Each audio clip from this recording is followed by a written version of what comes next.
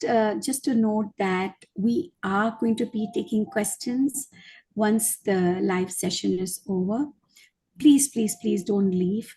Each speaker will be presenting for about 8 to 10 minutes.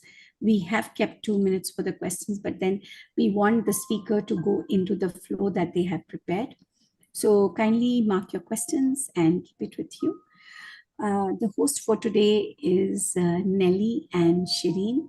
Nelly, as I said, is joining you from Brussels, and Shireen from Helsinki, Finland.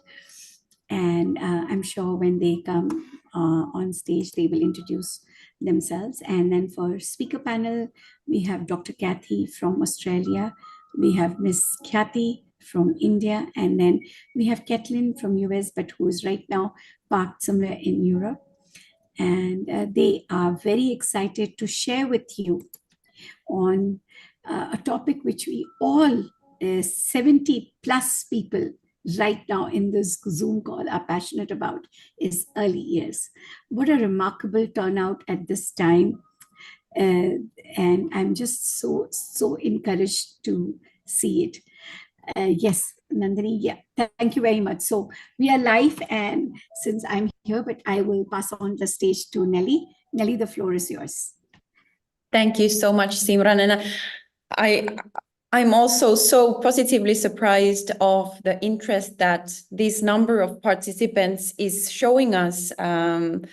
This is super encouraging for us that this topic is really, we can see that it is interested.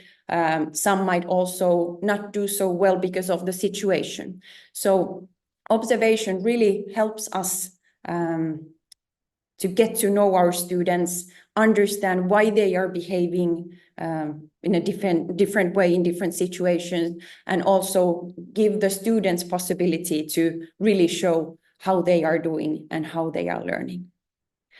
And with these words, I will ask now my colleague Shireen to continue from here and then to introduce our speakers today. Thank you. Wonderful, Nelly, for giving the perspective about the Finnish education and what it thinks about observation as a assessment tool. So I warmly welcome all of you from Espoo, and we have got very sunny autumn this time. And this is, I think, extended summer. So lovely weather outside. So I'm sitting outside here right now.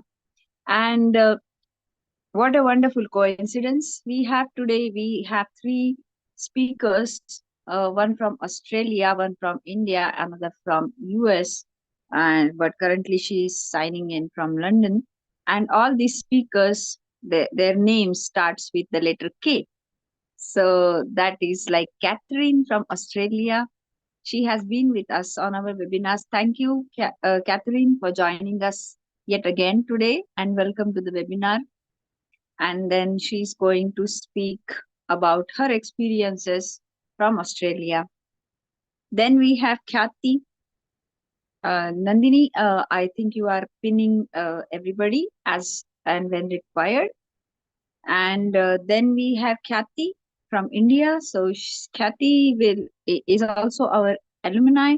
So she has completed our diploma in early childhood education, and I'm very eager to hear what she has to say today. And then we have Kathleen, who is from US basically and currently in London, but she will be speaking about her perspective related to the education in US in early childhood, and what is the power of assessment, power of observation as an assessment tool. So I warmly welcome all of you. And I request Kathy to start her speech. Yeah. Thank you. Hello, everyone. It's such a pleasure to join you from Australia. It's in the wee hours of the morning in Australia at the moment, so I hope that I'm going to make sense for you. It's as I say, it's lovely to be one of the Ks that is presenting to you today. And thank you, Nellie and Shirin, for that lovely warm welcome to all of us. And I totally agree with what you've been saying, Nellie. Assessment is really an important aspect of all we do as teachers. I'm going to be speaking about naturalistic assessment, and it's sort of a term that I've phrased, and I promote naturalistic assessment throughout the world as I travel around as a global early childhood environments person. So I'm just going to share my screen, and we'll get started with naturalistic assessment.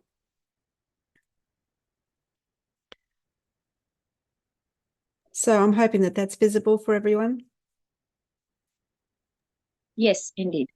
Thank you very much.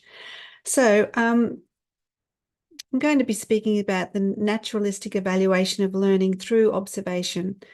And as Nellie was saying, observation is such an important tool that we as educators need to master. It's not always easy to just observe and not intervene or not involve yourself in the play that's going on in our early childhood classrooms. But I mean, if we do, we learn a lot. We learn a lot just by stepping back and watching. Now, with naturalistic assessment, it comes back to the type of environment that we create. I'm the creator of the Brain Set Environments formula, so my thing is all about environments. So I want to get us to take a step back as well and start thinking about the environment that we create in our classrooms to enable children to shine. If we set up a rich, carefully planned and carefully curated environment with lots of open-ended opportunities for learning, we will see how children can manipulate the materials, we can interact with each other, and we can see them learning authentically. Now, Nellie touched on this when she said about children being happy to take risks. If they're feeling comfortable in the environment that they're in, they will take risks and they will just do what children do. And we will see amazing things happen in the classrooms. So we want multiple small defined spaces in our rooms that include open-ended loose parts. And if we have those sorts of opportunities for children, we can watch them develop their skills. We can see counting, classifying, patterning, one-to-one correspondence. We can see a range of different things: imagination, creativity, a lot of those human skills, collaboration with others, decision-making, problem-solving. It's not just all about the academics, because we are providing opportunities for children to develop holistically based on their level of development, but also based on their interests and based on their need to create and explore. John Medina wrote a book called Brain Rules, and one of the brain rules that he wrote about was that we don't do boring, and the other thing was that children are born natural explorers. So we need to provide an opportunity for children to explore and to create and not do boring, and show us what they can really do. If we build a classroom that children feel familiar in, they're going to be calm. Their brain is going to calm down. My mantra in the Brain Set Environments formula is a calm brain is a thinking brain.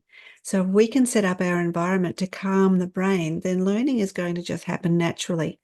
And by the learning happening naturally, our observations will be authentic and true, and our assessments will be authentic and true and natural.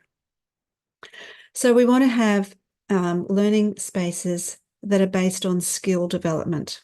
We want children to feel free to explore and expand on the materials that we have in place. Natural materials are very calming. The colours of the room need to be calming so that children's brains aren't cluttered and there's not chaos within the brain. We need to give children the chance to show us what they know and what they can do. In a formalized assessment situation, as Nellie touched on, the situation means that the children sometimes feel pressurized. Who's to say that at 2 o'clock on a Wednesday afternoon, we're going to be working at our best? None of us can say that. And yet we assume that we can authentically assess children on any given hour of a particular day. My argument here is that it's not necessary. We can observe children over time and make assessments of their learning and evaluate what they're learning and how they're learning it over time. And we can evaluate the human skills as well as the academic skills, and it can happen easily. So let's have a look at some of these curated spaces that I've noticed in my travels around the world. This one is from New Zealand, and the teacher has just gotten a range of natural materials from out in the garden, and she's placed them on a mirror. So it's sort of a little bit different. And, you know, we're all early childhood people, so we know that children love to look at themselves in the mirror, and this is no different. But in this space, children can show us what they know. They can demonstrate counting skills, classifying, patterning, organization. They can explore with their senses, with smell, maybe taste.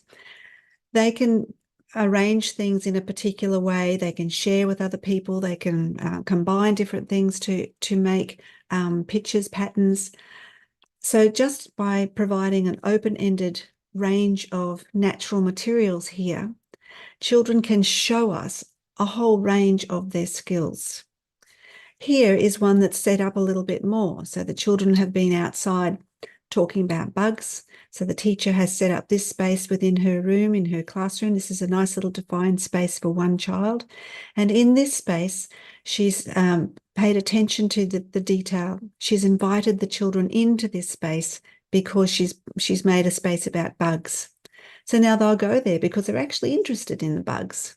They will classify the things that they're seeing there. They might look at the book. They might engage in some writing. So there's some literacy skills that are being shown. And they might do some classification, organization. They might use some descriptive words when they're talking about what they're seeing. But there's a range of authentic assessment methods in this space. And here is a numeracy one. It's the same thing here. It's just a range of materials, all related to numbers, all related to maths and numeracy. So here we could see the children organizing the dice. We can see them counting things. We can see them operating in a mathematical concept type of way. So it can be quite natural when we're looking at the type of assessment that we're doing. I want to tell you a little story now. This is a story of an early childhood classroom that I happened to be in one time. The teacher had set up a math space sort of similar to the one I just showed you, and in it she had a calculator and an abacus and domino sets and a range of different mathematical things with numbers. Now, to give the children opportunity, she just gave them a range of mathematical tools, but it was right next to the block construction space. The children were using the blocks and they were laying them all down in a row on the ground, and then they were lying next to the blocks to see how many blocks it took to measure the height of one of the children. One of the children that was playing in that space, or engaged in playful learning, as I like to say, saw the calculator, picked it up and started just pressing numbers, didn't know how to use it, took the calculator to the teacher and said, "What do you do with this?" The teacher showed the child how to use the calculator. They started counting the blocks that were on the floor next to the child laying on the floor. So they added up the blocks, three blocks on the calculator, and then the children playing with the blocks added a few more. So then on the calculator, this child put +4. So now that on the calculator, it's 3 + 4, and that makes 7. So the child was using the calculator. When he saw that that was the case, because then they checked it with the concrete materials and saw, yeah, that's right. Now there's 7 blocks here. So there was this is the story of the calculator. So this child was 4 years old. Never in the planning had the teacher said, "Today I'm going to teach the children how to use a calculator." That wasn't in the plan. And yet that's what happened. After that, and all the children were sitting on the carpet ready for their explicit teaching practices, she got the child up to show the rest of the class how to use the calculator. Then on the whiteboard, she wrote the sum on the whiteboard, and together they were learning simple addition. They got so involved in that they started doing double-digit addition. So now it's 11 plus 12. So there's double digit. They're 4 years old. That was not in the plan. But because the materials were there, the environment was right, the teacher was able to implement naturalistic assessment that went way above and beyond what she thought it would be. So naturalistic assessment provides authentic evaluation of learning. If you provide children with playful learning opportunities, then we have many teaching opportunities as well. We see unexpected achievements that are real. We see stress-free assessment over time. And again, we touched on that in the video where we saw the increased self-esteem and the no stress. So that all adds to the well-being of the child, but it also calms the room and the well-being of the teacher as well. We have these realistic extensions of learning, and then we can create some relevant documentation of the process of learning and the benefits of this naturalistic assessment. And we can support children, teachers, parents, and administrators by sharing authentic information that we can use to further our teaching decisions. So observation, what's that all about? How do we do that? To start with, we need to know how to open our eyes and really see what's going on. Not just look around the classroom, but really engage and see what's happening. We want to observe whether children are building strong relationships with each other. We want to narrow down whether they're a leader or they're a follower, whether they're creative or whether they're imaginative, whether they collaborate well, whether they communicate easily. Do they make good decisions? Are they a good problem solver? All of that, as well as the academic achievements. Can they do their counting? Do they understand the ABAB patterning system? Can they classify? And all of the other academic goals that we often have for children. And all of the developmental goals that we have for children too. And I like to call them intentions rather than goals, because we're intending that the children will achieve that measure of ability. We also see the dynamics between the children. We see who gets along and who doesn't really get along if we manage to step back. And we see how our room is being used. We see how the learning spaces are being used as well. Now, I think many of us feel as though we're not really doing our job if we're just stepping back and we're just sort of observing and seeing what's going on in our room. But it can be the most powerful tool that we have. By observing what the children can do, we are fully informed and authentically informed with the learning approaches that children take on, and then that again informs our teaching approach. So how do we do this? Well, we evaluate what we're seeing and then we record it. So we have to record our observations that occurs naturally in the learning situations. We might record evidence of learning from conversations. So it might not just be what we see, but it might be the conversations we have with children, the conversations we have with parents that back up what we're learning about the children. So we can record it through photos, we can record it through child samples of their work, we can use video. It's really important that we date everything that we note down. We can have our own notes that are clinically describing what we're seeing. Think about going to the doctor. The doctor doesn't write, oh, Mary came in today in a beautiful blue dress and she sat down on the chair and then we looked at her foot because it was hanging at a funny angle. The doctor doesn't do all that.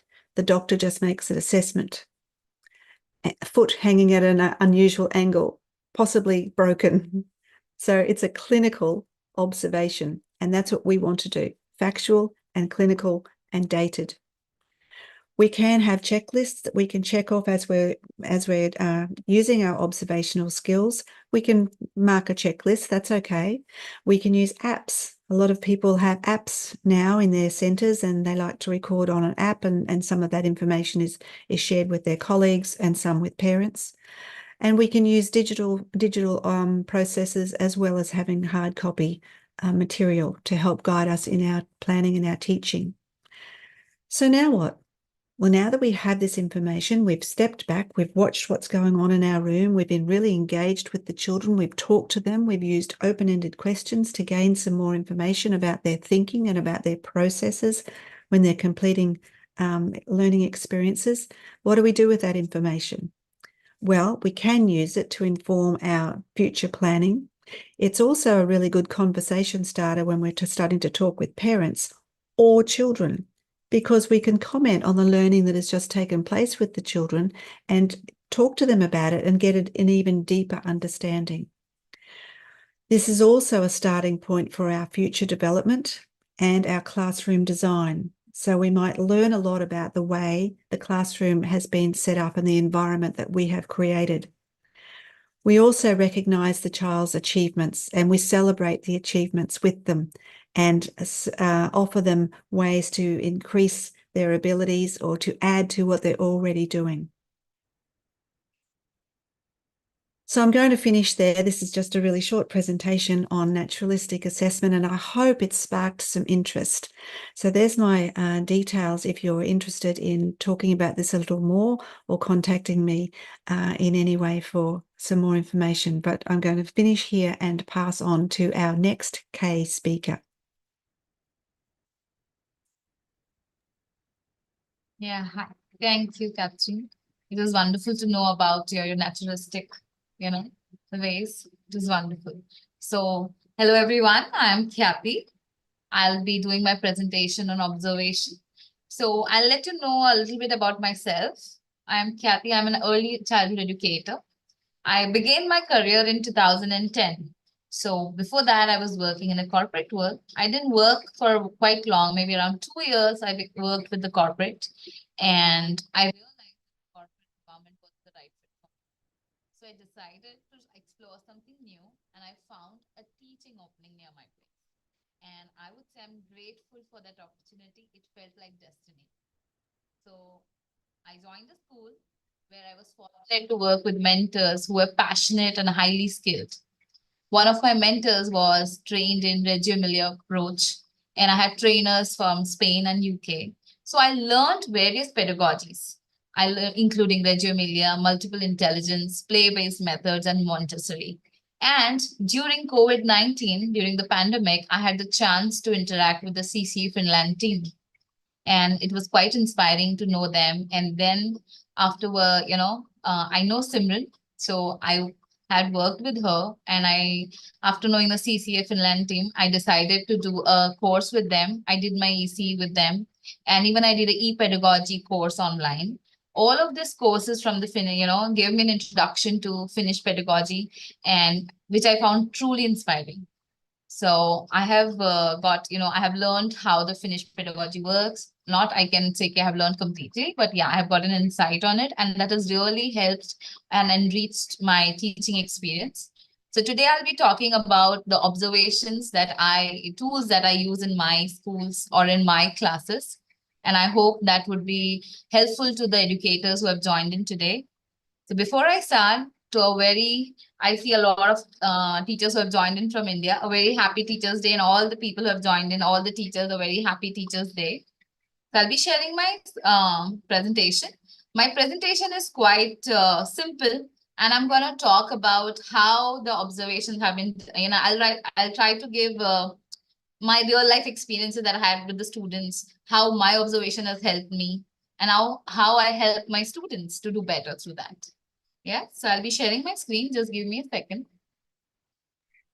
Yes, fantastic. Welcome, Khyati. And what a naturalistic observation presentation by Dr. Catherine. So thanks a lot, Dr. Kathy, also.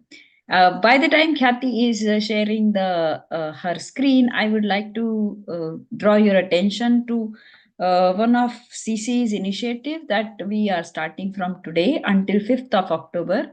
So 5th of October is an International Teachers' Day. So we are going to celebrate the teachers throughout this month from 5th September to 5th October. And we are offering a 10% discount on all our self-paced online courses for teachers. And so feel free to write to us at info@ccfinland.org to receive your discount coupons. So that's something that I really wanted to tell you on this occasion, special occasion. And happy Teachers Day to all of you. Khyati, if you are ready, please go ahead. Yeah, sure. Thank you. I'll just share my screen. I think I put the wrong one. I'm sorry. I think I opened the wrong one. Just a second.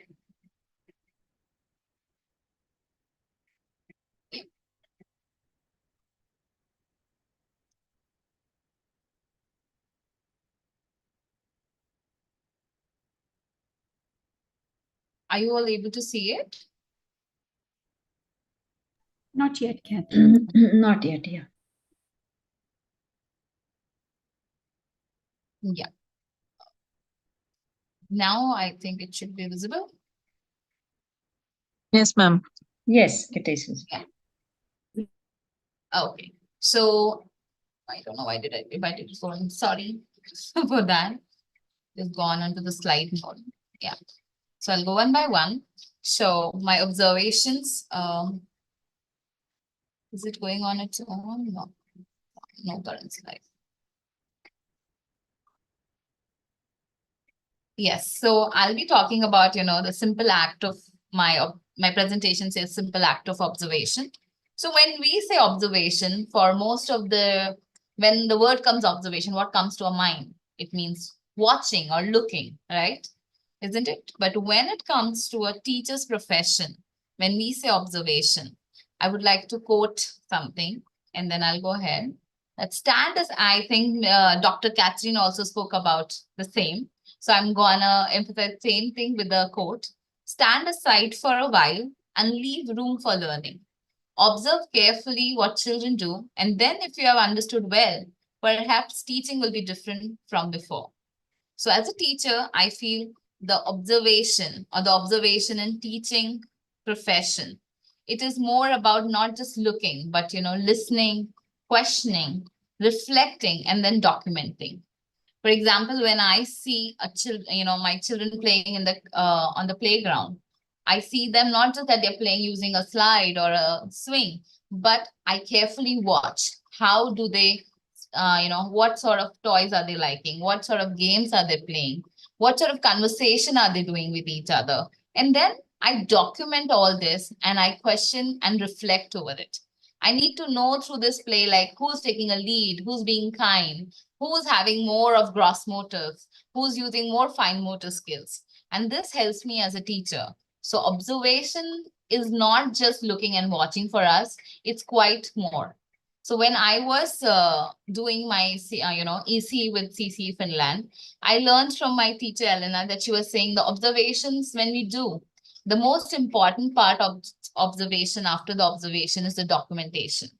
And that is the end. And how the teachers are doing the documentation makes a whole lot of difference.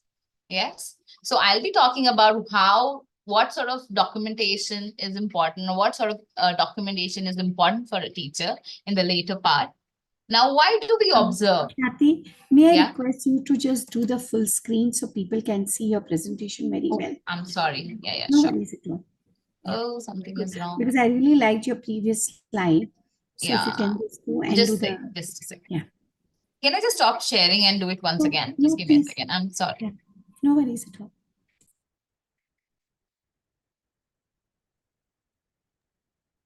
Yeah, so let Khyati take her moment. And meanwhile, I started thinking about the observation.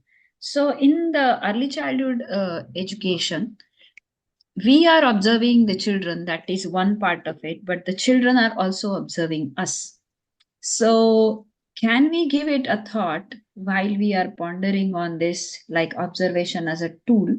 So when children are observing us, what kind of things they are seeing and what kind of inferences they are drawing when they are observing the adults around them. And I think when we are talking to them, we can deliberately ask them these questions: that what do you observe? Maybe like as Dr. Catherine already mentioned about they observing in the natural settings and natural learning environment. The other things, they are also observing how the adults are behaving, interacting with each other, interacting with the environment, and reacting to the environment. So I guess as an adult, I think we can also reflect on what kind of things they might be observing of us. So this is just a thought, like, to ponder upon. And What's that audio?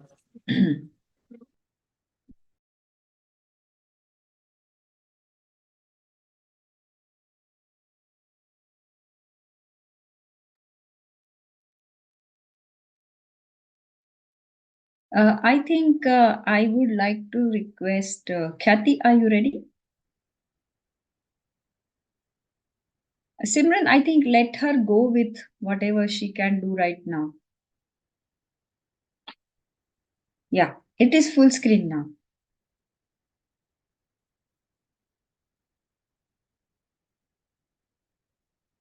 Oh yeah, I should be audible now. So I'm sorry, I had some glitches with the on sharing my slides. So I was talking about the observation.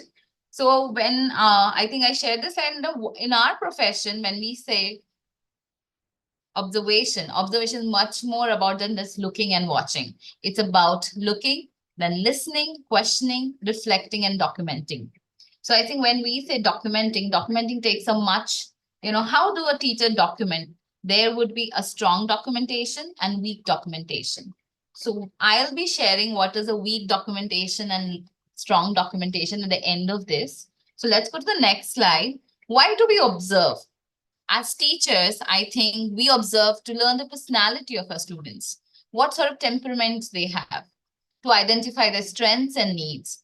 And the most important, to plan the day. What sort of activities will be planned for our children? What works for my class? What doesn't work for my class? Creating engaging environment.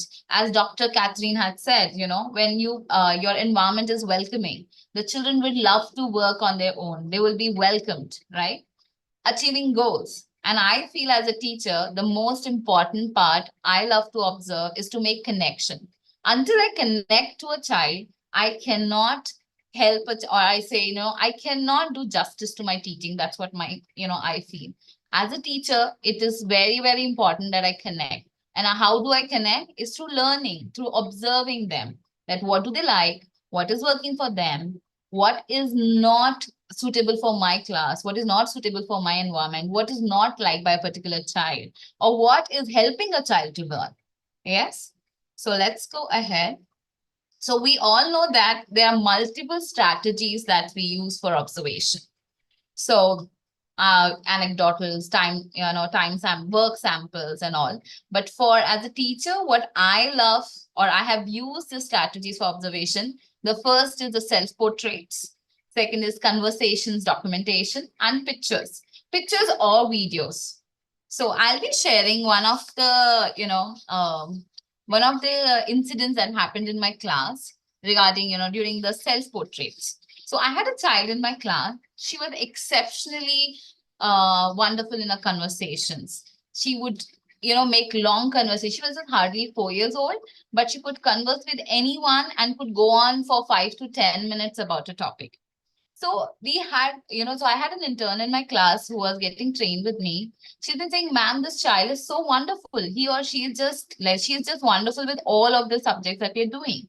And then when it was time for doing our self-portraits, so I'll let you know a little bit about the self-portraits, how we do observation through self-portraits. In self-portraits, a child is, made to sit near a mirror. The child looks at the mirror and tries to draw him or herself. Yes. So at this child, when this child was given the self-portrait work, the child started looking in the first self-portrait, the child was looking at the mirror and just wondering, what should I do? And the first portrait of the child was just a scribble. And we repeated this activity after a month. Over that time also, it was quite, difficult for the child to understand what I'm doing. But at this time, the child had a little bit of idea of self-portrait, because last time I had spoken to the child that you need to look at the mirror, What do you see? Do you see yourself? Can you please draw that? And this time, the child tried to make a shape. But at this time also, the shape was not concrete. So the child was not able to make a concrete picture, right? So this activity was repeated again. It after 3-4 self-portraits, the child was able to make a picture of herself. And this had, and then we collect. So in a year, we do around 10 self-portraits. And at the end of the year, we use this as a showcase of the progress of the child, how the child has progressed. And the self-portrait helps us not to only understand the cognition, but how do they perceive themselves? How do they, what sort of self-esteem they have developed? All this is included in our self-portrait. It's just a mere drawing. But as a teacher, it's a lot more than a drawing of a child. Yes, the self-portrait has been wonderful activity in my class, and I'm really proud that I've been using this and showcasing the growth of my children. So that is one of them, the self-portraits. And any of you would like to know about more about the self-portraits, how they are used in the class, then I can surely let you know about it. And the next is conversation documentation. So the conversation document is also one of my favorite activities, or one of the favorite strategies for observation. So in our class, what we do is that every day we have a circle time. And a circle time, we pick up a new object, or the class has been having introduce a new object in the center of the circle. The children talk about it. That is, and over the time, I document what sort of conversation they've been doing, what sort of vocabulary has been developed during our talks, how was their reaction to the new object that has been, sometimes we have flowers in the class, sometimes we have a new toy, sometimes we have a book, or just a random thing from the nature. And how do children perceive it? What sort of thoughts comes to their mind when they see something new in the class? All this becomes a part of my documentation. How do they convey to me that they liked it or they didn't like it? What was the interesting part of it? And then we develop a conversation, and as a teacher, I document it and use it as a strategy to, assess them. And what sort of development has been in their vocabulary, in their cognition, in their self-esteem, how do they perceive themselves in that environment? And that helps me as a teacher. Yes, the conversation documentation can be in multiple ways that I've been doing in my class. One is through the circle time. Another is when we do a concrete talk about the topics, when I'm teaching something. For example, I had a wonderful conversation in my class about how does the rain come in? From where does the rain come? And children were just wondering. And, if I would have given this as a project, the children would have come with an answer through, the evaporation cycle or something. But I didn't want them to teach through this. So I asked them, what do you think? I had wonderful answers from children. One of the child said, ma'am, I think there is a water pipe that has been opened up. They don't know how to close it and the rain comes out. And then one of the child said, no, it is my father who has put a bucket in the sky. And from there, the rain is coming. Over this, we develop the conversations and we document it and try to analyze the children cognition through this. Yes. And the last one that is my favorite observation tool is the picture, or we can even see the videos. So I have been, taking pictures of the children's work and art and their writings and all, and I collect them and I try to use them to show that, as an assessment. I use this for the assessment of that. I had a wonderful activity that we did was, block building. So we have been block building every alternate day in the class. And I had started taking pictures of it. So the children would do block building and I would make a record of it through pictures. And when it was, happening every alternate day, over the week, how did they progress? Or how the progress went on for a month and how it ended up in a year. So it will help me to see how the child develops. So for example, one of the child would not speak much, but he would express him or herself only through the block building. So what we did, so for example, we did a neighborhood walk. And then when I asked the child, what did you see? He couldn't explain to me. But during the block building, he made all the things that we had seen. He tried to make a shop that he had seen. He tried to create a tree which was near to the school. And all of this helped me when I took the pictures and I spoke to him. What is this? What does this look like? And he told me, ma'am, these are all the things that we saw.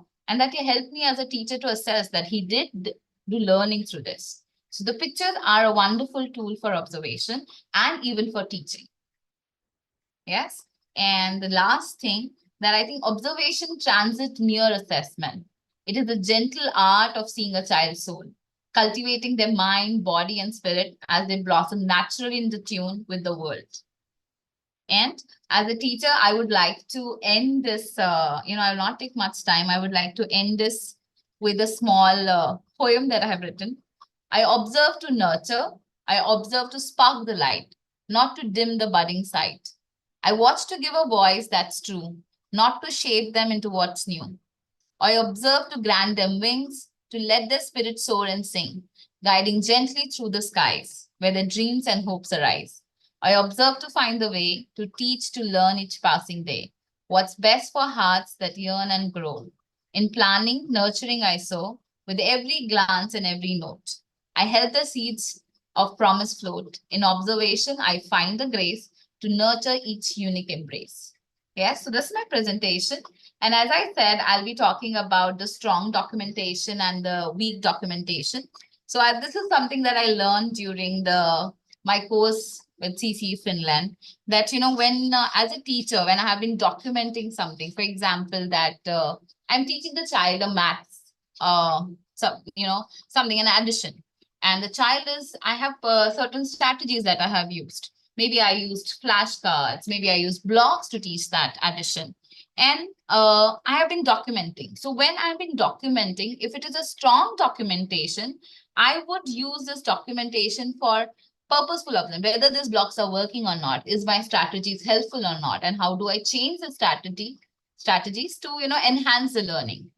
Rather than, just finding faults. Okay, I have been using blocks, but the child is not learning. I have been using flashcards, but that is also not helping. So when I document, I need to document strongly that I used this and it didn't work. So I need to re-strategize myself. I need to replan my activities. The whole work observation is that we strategize, re-strategize, and help a child to grow. So as a teacher, I would prefer that you do a strong documentation of your observation and not a weak observation. And a weak observation is problem focused, lack of reflection, and it is, limited action. We just document, okay, I gave blocks, but the child couldn't do it. But as a teacher, what did I do if this didn't work? That is where the change comes in. Yes, so this is Kathy saying.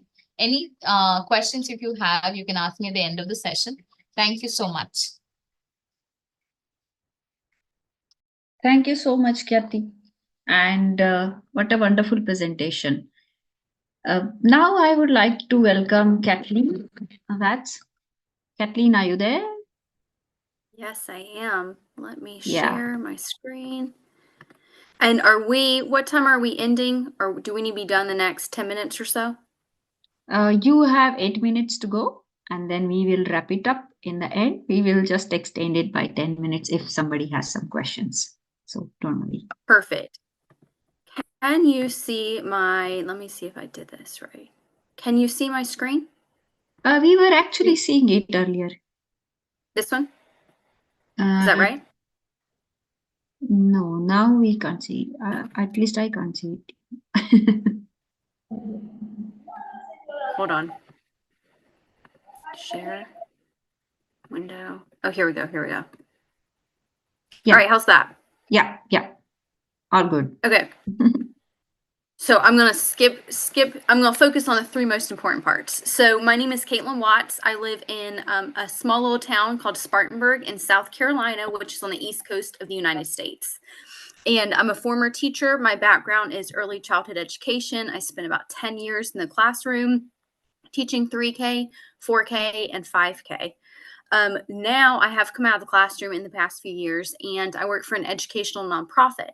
And what we do is we are working in the community, still centered around early childhood education, but looking at ways we can support different programs. And are those programs working? How can we improve the programs? And how do we fund those programs? So I'm going to tell you a few of the ones we're working on before we finish up today. So when we're working with a lot of the teachers, we also work a lot with the public schools, state schools, and that's the ones that, you know, everyone can go to free of charge. I know everyone has different names for them, but when we're working with these teachers, a lot of the things we're hearing is we're short on time. We don't have a lot of time. There's so much to teach. There's so much we have to get done. That observation becomes more of a task as opposed to an exploratory activity, right? Instead of it being a learning session about the child for the teacher to really start learning and saying, hey, for the teacher to show curiosity, that's kind of been put on the back burner because you're trying to get so many things done. So we've been working with teachers a lot, both in the public school and in childcare centers. So most of our children attend childcare centers from about 6 weeks old to about 3. And then for public school, some of them have 3K classes, most of them have 4K classes, and then they would go to 5K, which is kindergarten. So what we're working with the teachers on is really understanding their role in observation. Not only is it important, but why is it important and how do you observe? Okay. So to the point the other case have already made here, it's not just checking off the checklist and saying, well, he didn't put the blocks one on top of the other, or he didn't say his ABCs. What did he do though? What did she do? Because we want them to look for the different things they're doing as opposed to saying they did this or they didn't. So we're really working with teachers to focus on reflection, feedback, and then creating an action plan. So reflection, again, focusing on what do you just see in general instead of narrowing it down to saying they did this skill or not. What did you see? What are they saying? How are they acting? Look at the behavior. Math and literacy obviously are very, very hard pushed in all of the classes, but we are really working with them as well to really make sure you're looking at the social emotional aspect as well. What's happening on the playground? What do you see on the playground? What do you see when they're playing with blocks or Legos or they're putting a puzzle together? What do you see in those small moments as opposed to one particular math moment? What did you hear? Okay. What did you not hear? What did you hear? What are they saying? How are they interacting with other people?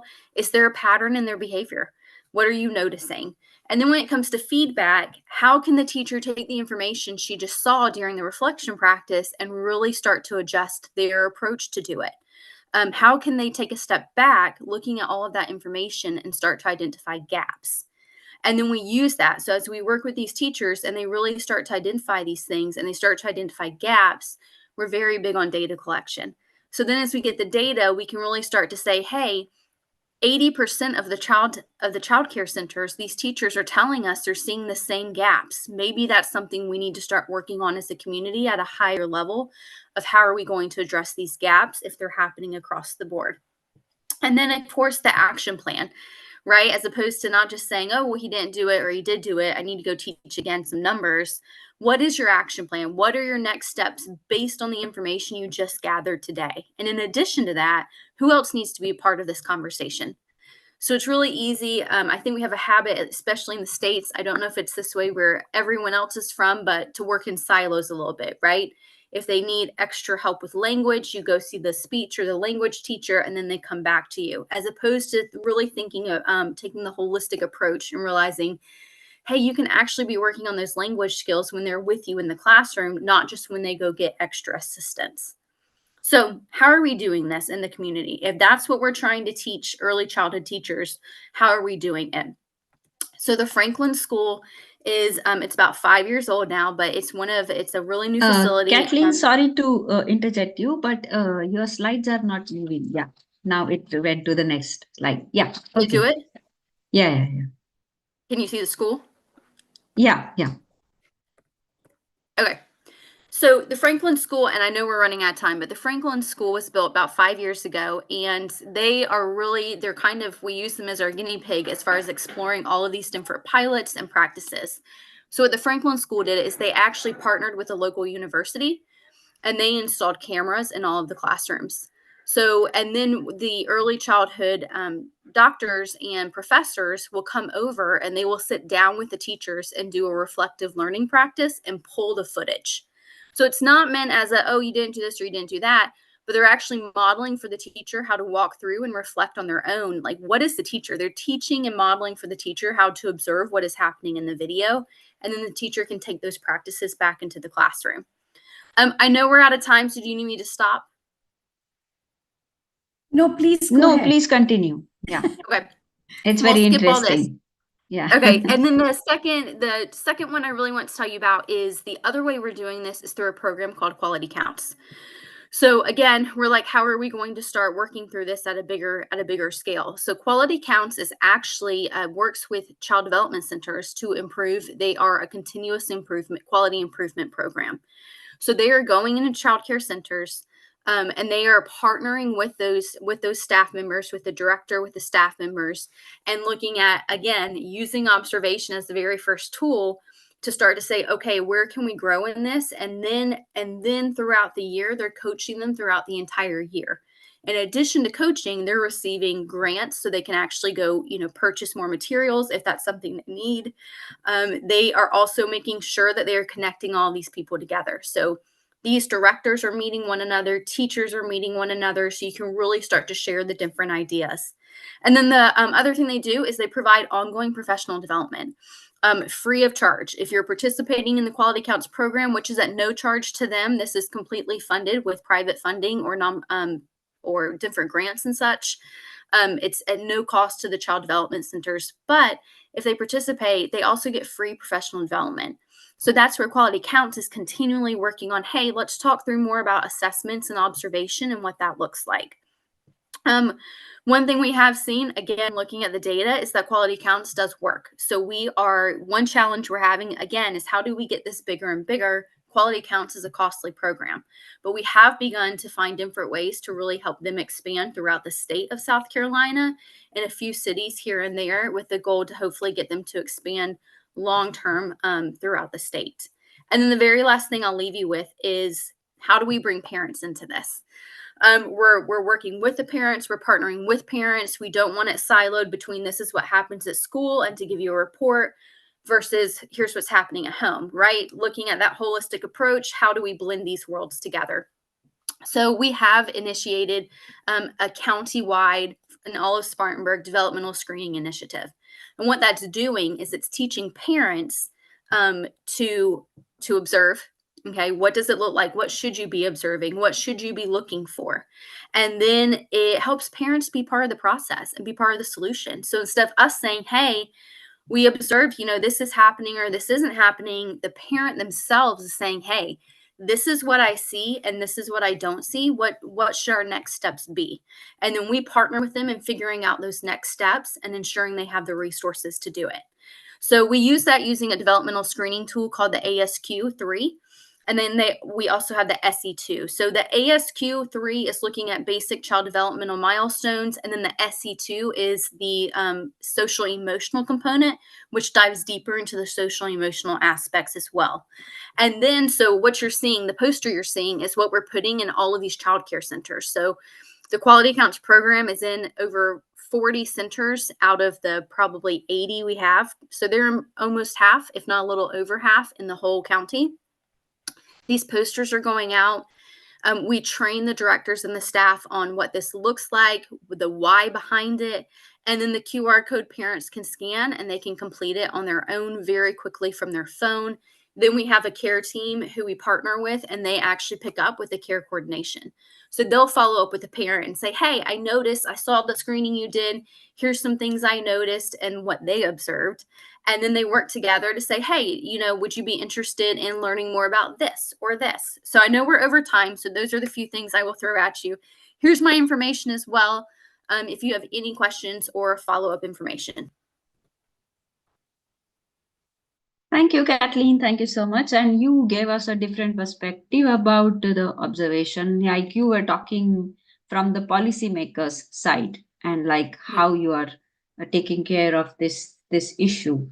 And it would be very wonderful to hear more from you, maybe on our next webinars, definitely.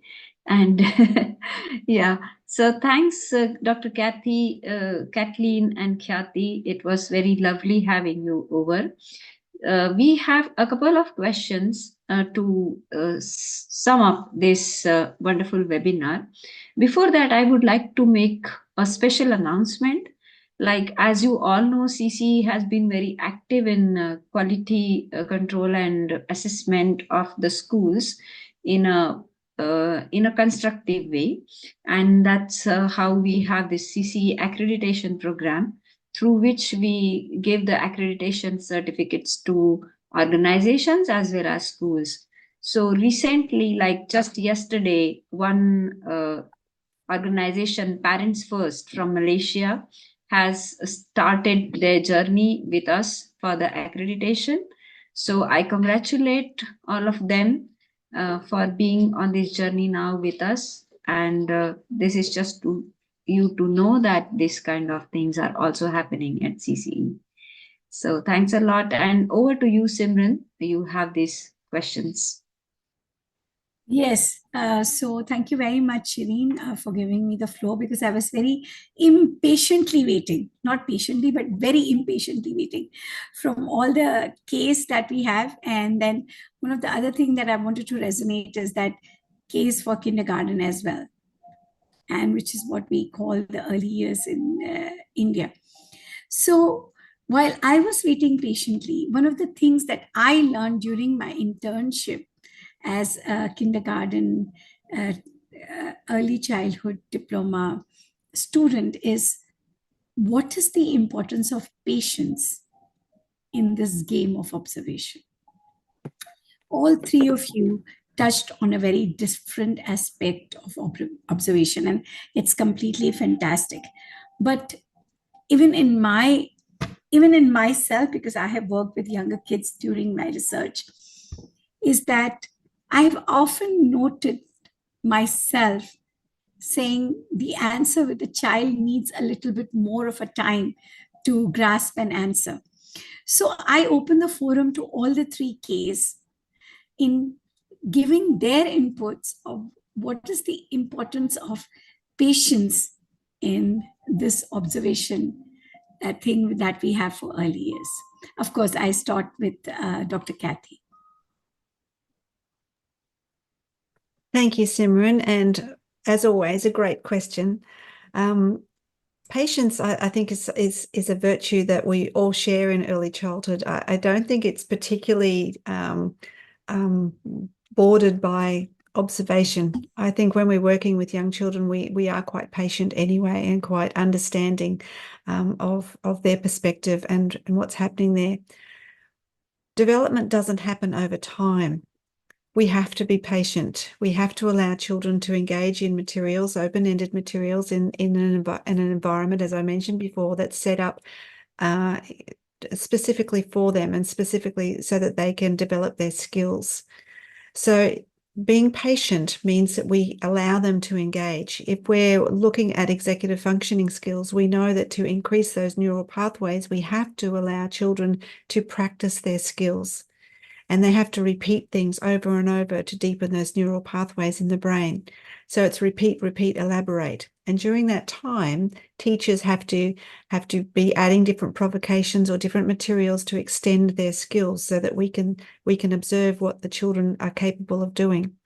So that not only requires patience, but it also requires the skill of observation. It also requires your professional knowledge, and it also requires ensuring that the environment is set up that is going to allow children to engage in their learning in an authentic way. So patience, I think, is a virtue that we all need to put into place, I guess, and offer children a range of opportunities. Patience with ourselves too, because Yeah. we make mistakes and we don't always do things correctly. And, maybe we've been up all night with a sick child, or maybe we didn't have breakfast, or, maybe we didn't have coffee that morning. So we have to be gentle on ourselves too, and be patient with ourselves, as well as being patient in our observations with the children, and allow them time to develop and grow and learn. Thanks for the question, Simran. Thank you so much, Dr. Kathy. And the next one, I'm going to double up. Thanks a lot for that. But I'm going to double up for Kathy. You have been a teacher for the Asian audience. Yes. How often do you stop yourself from being judgmental or hearing your colleagues being judgmental about a particular child? Which is a very, you and me have worked together for about half of a decade, Kathy. Yes. And we have seen so often, so easily, a child being labeled, unfortunately, so say, Yes. he's That lazy. is. She's coming out of a home that the parents don't care. So is that affecting our observation, Kathy? And I this is, you understand the question because your smile is saying that.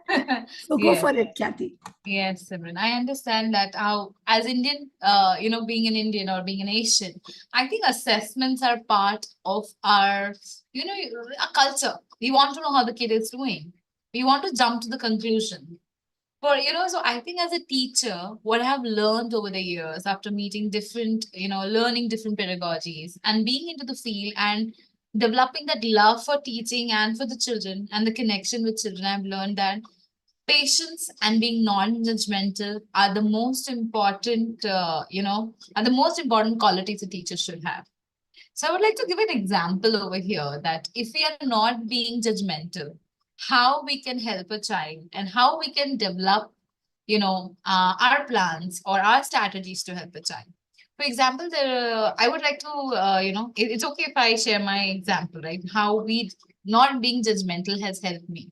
So there was a child in my class. So it was in a mid-year of the session. I had a kid in my class who had joined and when I met the child, first he was not very, he was quite shy. He didn't want to talk to me or anybody, but he was a very happy child. He'll come and say hello and just sit down on a place. And he had an exceptionally, love for the books. Whenever you read a book, he was the first one to come and sit next to you and would be engrossed in the books. But when it comes to conversations, he would just do a parrot-like conversation with me, and I was like, if I asked him how are you, he'll say you are fine. And as a teacher, if being a judgmental teacher, I just wanted to, why are you talking like that? Are you not doing enough conversation? Are you not going out? What is it? But as I have learned, being patient and being judgmental is the key to learning and teaching. I started observing the child. I started spending more time in the class with him. I realized over the few days, this kid looks out to the tree and talks to something. And in the class also, he looks at the floor and he talks. I started recording this, documenting what he talked. He used to make huge conversation looking outside and looking at the floor. Then, over the deep, when I started looking at it, then I realized he talks to the bugs. There would be an ant and he would make a conversation with the ant. And if he sees a ladybug outside, he will talk. Then I had this observation over, around a month, and I decided that I'll be giving a sort of, I wanted to know more about it. So I thought I'll connect to the parent and, talk to them. This is my observation. What do they think? When I spoke to the parents, I realized that this kid had not been going out at all. So he was 4 and he has zero social interaction because of an incident that had happened when he was 2. He had a big fall and he had hurt his head. And because of that, parents were so scared that he was not letting him out and no social interaction. And then COVID hit. So this child was in love of books. So he had only learned to talk through the books. So he loved books, but he didn't know how to do conversation. So as being a non-judgmental teacher, I made sure that I observe, I convey the parent and listen to their part of the story and strategize. So what we did as a team, me and the parents, we worked out on, what sort of strategies or what sort of activities a child can do so that his conversation can become better, so that his social interactions get better. So as a teacher, I would say that, wherever you are, make sure that you get enough time, look at the child, talk to the child, connect with the family, and then only do an assessment. If you do not come to a conclusion or don't pass a judgment, as I told earlier also, as a teacher, it's very important that we have a strong documentation. We do not we should be goal oriented and we should not be there should be no lack of reflection. There should be connection, reflection, and then only we can do better. I hope I've spoken a lot. It Yes, helped. yes. Yeah. And thank you. And you've answered from the Asia perspective, and now Yeah. from the two continent perspectives, we go to Kathleen to talk about how things work in America and with her parents.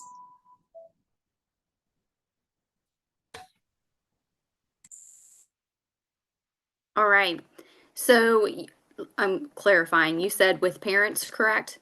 Yeah, with parents, or like even in your case with teachers, how does the patience and the whole game of this observation works with children in your country? I mean, I think a lot of it is similar to what Dr. Catherine was already saying, and understanding that the child needs time. And that's where we have to reiterate a lot, especially for teachers who are working in the public schools, where there are much more hard deadlines to get things done. That you can assess a child and you can observe them one day, but if you're doing it just to get it done and they're not in their right state, let's say they didn't sleep at all last night because something is happening, or they haven't been sleeping well, or they're not feeling good, then yeah, you're getting an assessment done, but is it really actually going to be accurate? No, you're not. You're defeating the purpose, right? Because you're not actually seeing what that child is capable of, or where they're actually at. So back to what Dr. Catherine was saying, and just reiterating the importance of giving them time. And that might look like, hey, maybe today's not the day at all. Maybe we just, come back and we just continue to observe, tomorrow, keep observing today, but don't push it. Give them some time and some space and make sure they have everything they need. Not just in the classroom, but at home, right? If mom is away or dad is away, or there's something different going on at home, then maybe you need to wait until next week. So that may mean you have to shift on the teacher side of things as well. But that's what we definitely encourage. And same thing to the teachers as well. You might not be having a great day, or it might be really hard, or it might be challenging, or maybe if there's an aspect of it that parents need to, incorporate and do for the parent portion of it, for the screening I was talking about. If it's a hard day or there's a lot happening, don't put the pressure on yourself to do it. Just give yourself some patience and try it again and pick it back up in a day or two when everybody is at their best. So I think, thank you so much, Kathleen, to kind of circle back to my thought that it's a game of patience. It's not that like in a day you could have like my daughter is in 6th grade, and you can just like have these different different assessments and you can put it on the graph. You cannot do that, because these early year children that are coming to us are coming from a lot of different backgrounds and a lot of different things. And we as educators need to give more of not only patience, but also as an expert advice as to when we are talking to the parents and we are giving the feedback. But anyways, I could talk about ours, but what is really heartening my heart is that we have 90 plus passionate early childhood educators with us listening to this, and many more which I can see on YouTube from 10 different countries. And yes, this is a testament that we at CCE Finland are doing a remarkable work in ECE. So thank you for answering this question, all the 3 Ks. And over to you, Shireen. Okay, thank you everybody for your valuable contributions this evening, and I deeply thanks the audience who is still with us. There is a short question in the chat. What is the ideal teacher to students ratio for observation to be effective? So I think I can just answer it quickly, that there is no such ideal teacher to student ratio for observation, but it is depending on the training that the teachers have received for observation and how to document the observation. So that I think the most quick answer that I can provide right now. But Priya Manohar is coming to Finland in the end of September, and maybe when you are here, Priya, we can discuss this over a cup of coffee. So all the speakers today are warmly welcome to join us in our 12th symposium that is going to happen in Finland. Kindly mark your calendars already. It is happening from 4th May to 9th May. and we can separately discuss other things on it. But it is mostly related to educational leadership. Kathleen is also coming next week to Finland. So welcome, Kathleen. We are looking forward to your visit here. And a very lovely, lovely evening to all of you. And Dr. Catherine, special thanks to you because you joined us like maybe 2 a.m. in Sydney, I don't know, or something like that. So hats off to your patience and endurance for joining us. So thanks a lot. And I take your leave now and enjoy the rest of your evening or day or night, whatever it is. Bye-bye. Namaste. Thank Thank you. you. So at this moment,